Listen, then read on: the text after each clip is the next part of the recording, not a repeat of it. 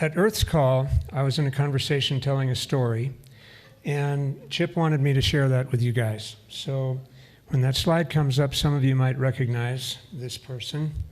But before I get to that, I wanted to just re-emphasize putting all of this in context. We're right now in the Roaring Fork Valley. Only a few hundred yards from here, 70 million years ago, the greatest collection of mastodons ever found on this planet were located in a pond just a few hundred yards from now. 70 years ago, Albert Schweitzer came to Aspen and gave the only speech ever in the United States at the beginning of the Aspen Institute for Humanistic Studies. 33 years ago, John Denver launched the very first WinStar Choices for the Future Symposium. And 45, and of course you heard Phil Lane acknowledge that as we're swimming in this river of time. Unfortunately, time is accelerating, and the urgency is real. So basically, I was fortunate enough to meet, does anyone know who this is?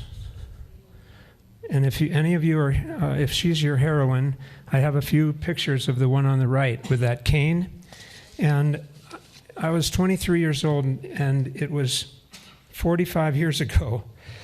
And I was setting the lectern in place for her, and out of the darkness on a theater just up the hill from here, I heard this with that cane. It took a while to find that picture of her with her cane. And she comes over, and next thing I know, I feel a rap on my knuckles. She says, young man, are you responsible for this monstrosity of a lectern? It is so huge, if you had been doing your research properly, you would have known I was a petite little old lady. So get rid of that. So she was incredibly feisty. It was about 4 years before she transitioned.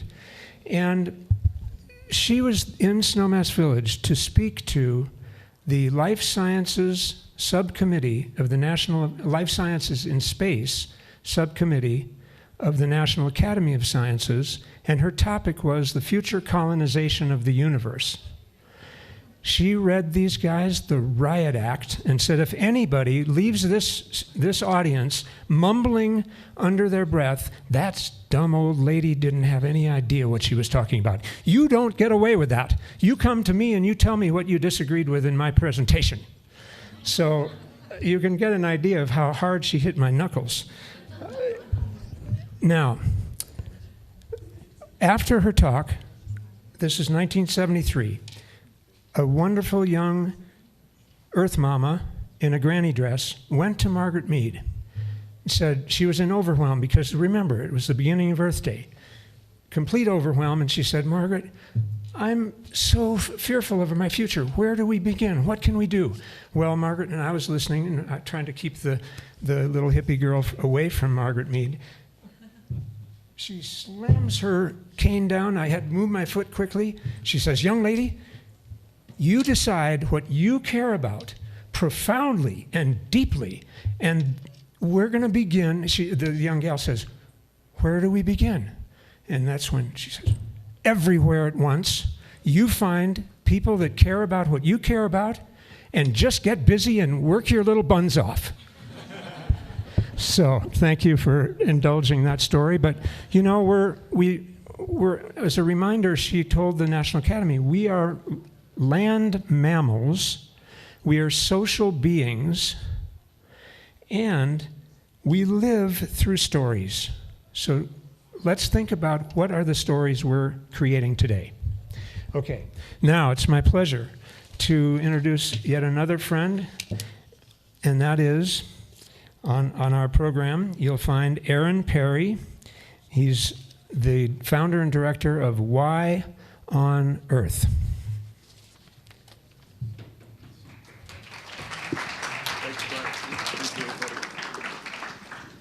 How are you guys doing? How you doing? How you doing? All right. We're going to do a couple of hands-on things because that's what we do here on this planet. And Maya and Anders are passing around a special gift. And we've got a couple of gifts for you from the Why on Earth community. This gift is about 1 billion or maybe 10 billion or maybe 100 billion new friends for you guys to connect with. This is soil from a biodynamic farm not too far from here. Some of you know it, I'm sure. So we're going to pass that around. I encourage you. Now, let me see a show of hands. Who's feeling really good today in terms of your neurobiochemistry? Really good. Okay. Who would like to feel even better? All right. Well, guess what? We deal in a very special offering. It's not a pill. It's not an app. It's not a financial instrument. It's soil. And when you get your hands in this soil, there are 4 cups going around. Hopefully we can share throughout the room. We know this enhances our serotonin production and does all kinds of other things for our neurobiochemistry. At the Y on Earth community, we are massively mobilizing in communities throughout the country, as well as internationally. And we are about to launch later this month a Community Mobilization Kit. And we actually have the pre-launch 2-minute video to share with you all for this kit. So let me start with that. If we could get that video to play.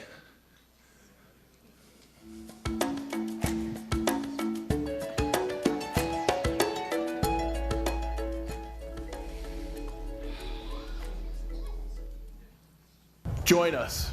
We are mobilizing one of the biggest events on planet Earth. As Teddy Roosevelt once said, the greatest task before our nation is taking care of our land to ensure that it is in better condition for future generations. Not long after, President Franklin Roosevelt said that a nation that destroys its soil destroys itself. There's a corollary. A nation that heals its soil heals itself. We are, with thousands of people mobilizing in communities all over, engaging in this soil healing work now. Join us with the Community Mobilization Kit. You'll have everything you need to lead in your community, your workplace, your church, your neighborhood, to mobilize people you know in soil stewardship, to help heal our planet, to help heal our culture, and to help heal the fabric of our social relationships in communities all over. The greatest party our human species has ever experienced is getting underway. In communities all around the world, we are mobilizing to regenerate soil, to heal our water, our land, to heal our food, to heal our communities, and to heal ourselves. It's the greatest party. It's underway. And you're invited.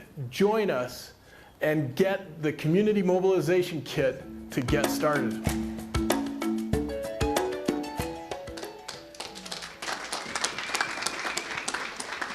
Okay, so in the last 2 years, I've given 150 talks and workshops all around the country, and also a little bit internationally. One of my weaknesses is staying on time. And so what I'm going to do, I want to share something as another gift and offering to Sally and to Chip and to the AREDAY community at large. I want to share with you all a soil stewardship pledge, and I brought this framed copy to give to the AREDAY community. And if I may, I would like to read it to you all.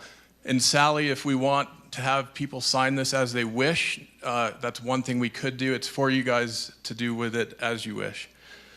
And what this soil stewardship pledge says is as follows. I believe that my connection with living soil is sacred.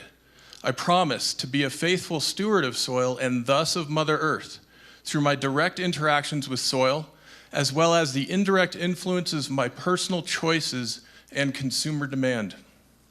I promise to be mindful of my impact upon soil every day. I will compost all of my organic kitchen scraps and food waste. I will grow plants inside and a garden outside. I will touch soil with my hands every day.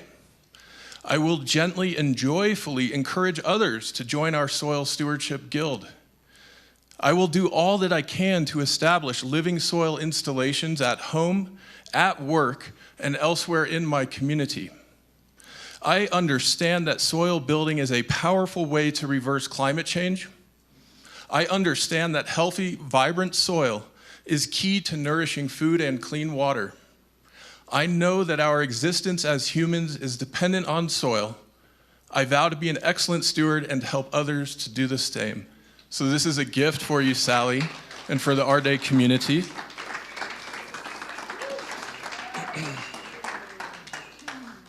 Thank you very much. Can we get a picture? Where's our guy? Where's our guy? There we go. The light is so bright. Will bedazzle them. Beautiful. Thank you. Thank you. Okay. Thank you. You're very welcome. much. Thank you. Thank you.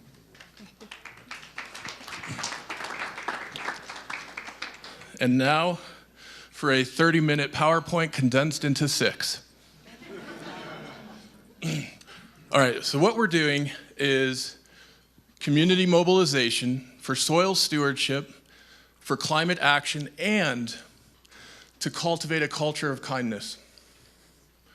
So I had a major life change about 4 or 5 years ago. Sally and some others in the room know about this. What it did is opened up an opportunity to step back, to do a bit more praying than I had been, and to connect a bit more deeply with my sense of purpose. Out of that process came a book called Why on Earth? There are some printed copies in the bookstore for those of you who like the real deal. However, I'm also going to share codes with you to get downloads of the ebook and audiobook versions if you prefer. There are 2 pillars in Why on Earth, thriving and sustainability.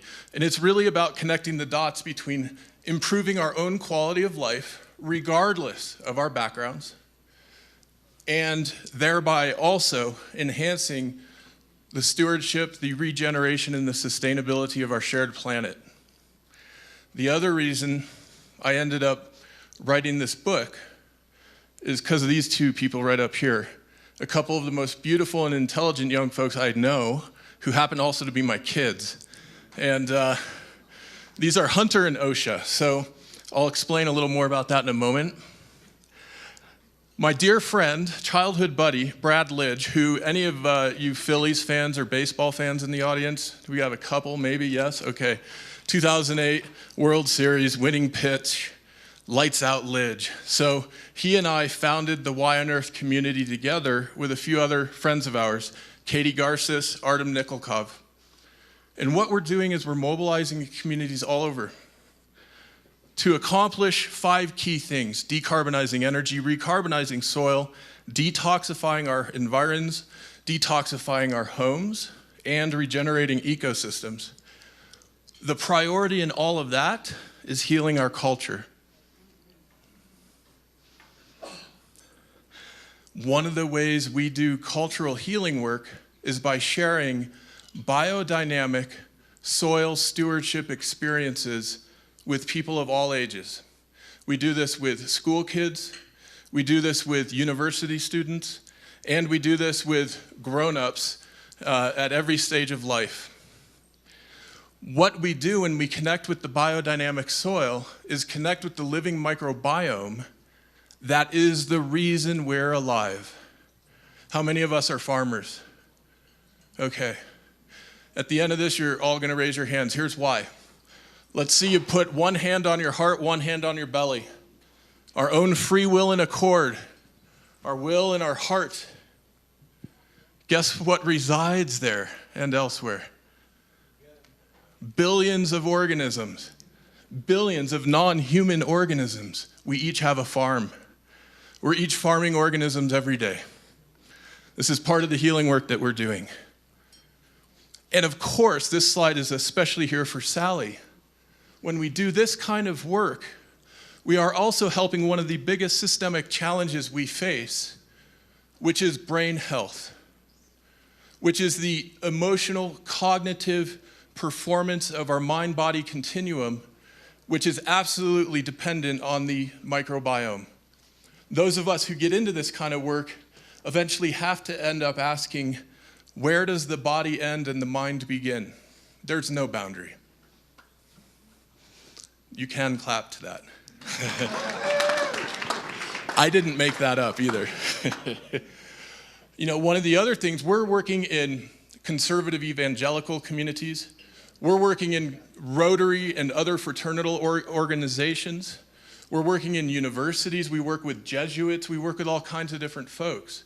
The Association of Waldorf Schools of North America is one of our partners. One of the opportunities this work gives us is to introduce to a lot of people the Sustainable Development Goals. You know, a lot of folks haven't even heard about this. And it's not a black helicopter kind of story. It's a global community kind of story. To be able to share images and videos of folks all around the planet working on these different goals is absolutely empowering and really fills people with hope. We love this.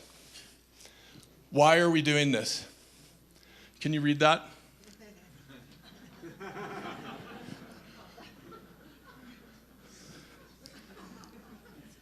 Okay.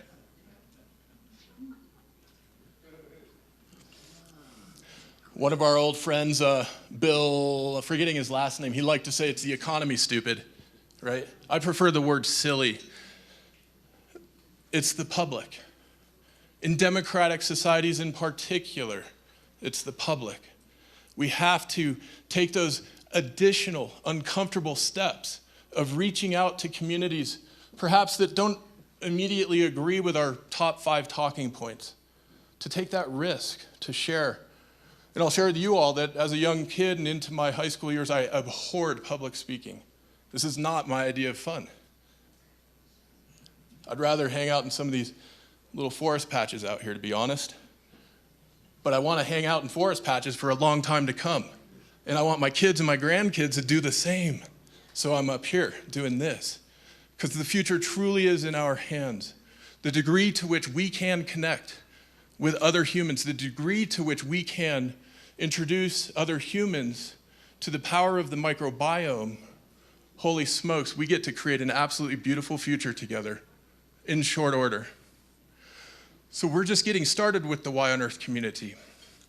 And this is what we've been able to do thus far here in Colorado. If you go to the yonearth.org website, you'll see we have a mapping resource, Where on Earth we like to call it.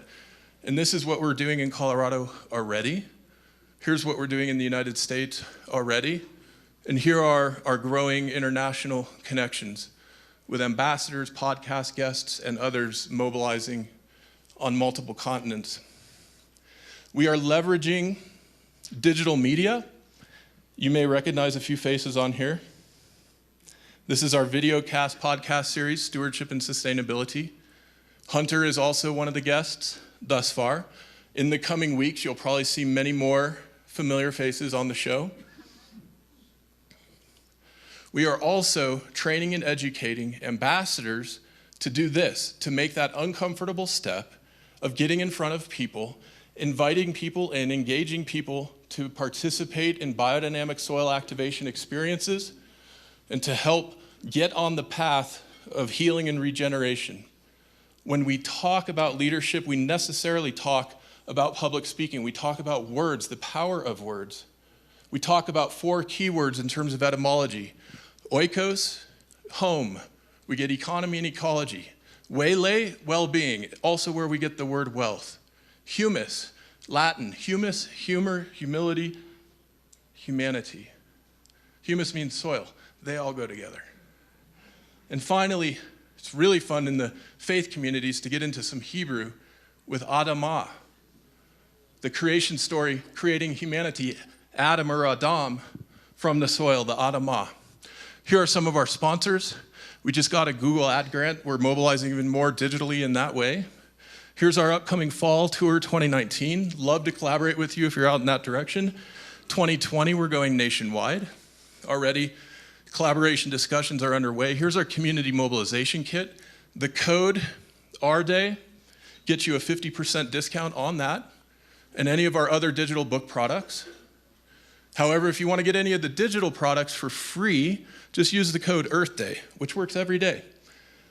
My challenge to you is threefold to wrap up. It's an invitation. Do at least one of these things on the list.